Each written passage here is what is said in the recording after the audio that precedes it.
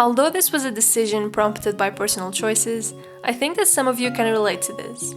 During my undergrad, I used whole entire weekends to study and prepare classes for the following week. This made me feel like my weekends were more about work than free time, and ended up being a very stressful time where I was stuck at home trying to accomplish the study goals I had set up for myself. When I moved out a few months ago, I started spending more time alone at home, and since I didn't have to commute to college anymore, I had gained back a few several hours a week to do productive work.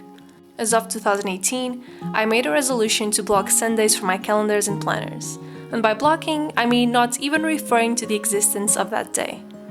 In my weekly spreads in my bullet journal, the week goes from Monday to Saturday and then starts on Monday again. That was my way of fighting the need to fill Sundays with work and college-related tasks and use it as good quality time spent with my family, my friends, and also with myself without having the urge to plan.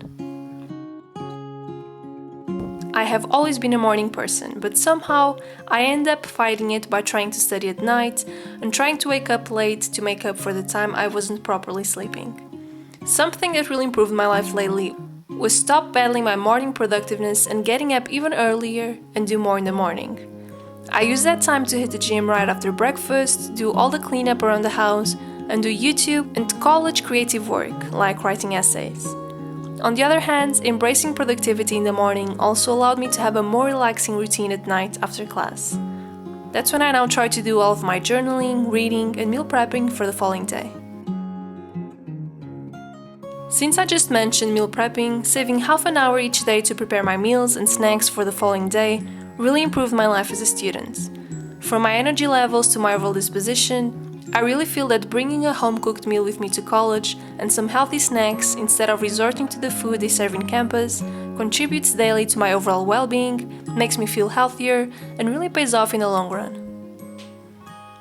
Although this was something I wanted to do for a while, I only had the courage to delete my Facebook account in December 2017, and I can say without a doubt that it was the smallest, biggest decision I made in the past year.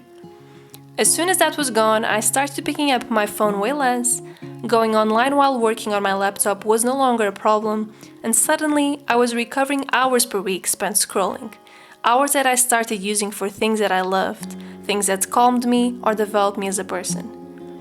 On the other hand, it also eliminated a big chunk of my distractions while in class and while at home, and being productive became far easier. For everyone who is involved in the studying community on several social media, there can be a high amount of pressure involved to master note-taking techniques, buy new pens and notebooks, and restart your planners almost monthly.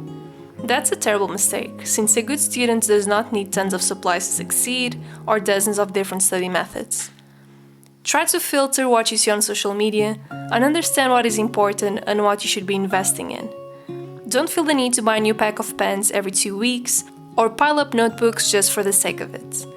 Allowing yourself to understand what is enough is fundamental to get you started on your personal development journey, and that applies to college and studying routines as well.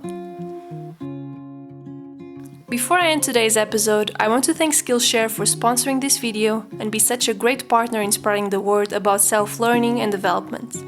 SKILLSHARE is an online learning community with thousands of classes in design, photo, organization, and language learning.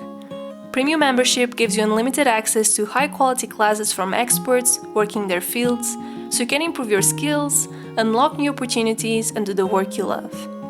An annual subscription is less than $10 a month. However, if you are one of the first 500 people clicking the special link in the down bar, you will get your first 2 months of classes for 99 cents and gain direct access to the entire learning community of SKILLSHARE. If you'd like to watch a more in-detail video of any of these subjects, feel free to tell me your ideas and suggestions in the comments below, and I'll see you in the next video.